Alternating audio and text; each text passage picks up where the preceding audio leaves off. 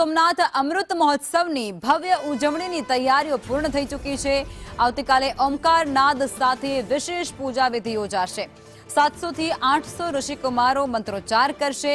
દેશની વિવિધ યુનિવર્સિટીઓમાંથી આવેલા ઋષિકુમારો એ ધાર્મિક માહોલને વધુ ભવ્ય બનાવશે।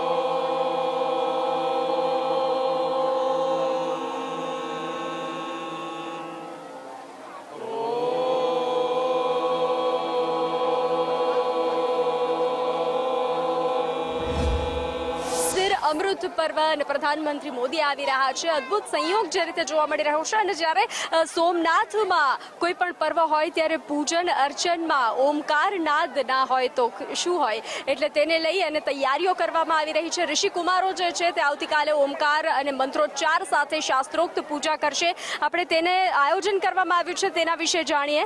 કયા પ્રકારનું આયોજન કરવામાં આવ્યું છે, કેટલા ઋષિકુમારો છે, ઓમકાર નાદ સાથે બીજા કયા મંત્રો કરવામાં આવશે? જી બેન, અહીંયાથી જાણકારી આપવામાં આવે તો અમે સોમનાથ સંસ્કૃત યુનિવર્સિટી જેની સાથે ગુજરાતની તમામ 30 જેટલી કોલેજોમાંથી 700 થી 800ની સંખ્યાથી વધારે પણ કહી શકાય એટલા ઋષિકુમારો પધાર્યા છે। અમે આની પહેલાં પણ 11 જાન્યુઆરીના જે 72 કલાકના ઓમકારનાદ થયા તેમાં પણ અમે ઉપસ્થિત હતા। ફરી એકવાર અમને આપણા યશસ્વી વડાપ્રધાન માનનીય નરેન્દ્ર મોદી સાહેબ પધારે છે ત્યારે અમને આ સદભાગ્ય યુનિવર્સિટીની યજમાન પદે મળ્યું છે તેનું ખૂબ અમને ગર્વ છે। અને આ ઋષિકુમારોએ પોતાની સંનિષ્ઠ નિષ્ઠાથી જે ભગવાનની કહી શકાય કે ભક્તિમય ઉર્જાનો એ સ્પર્શ કરવાના છે ને આપણે બધા પણ એમાં સાથે જોડાઈએ છીએ।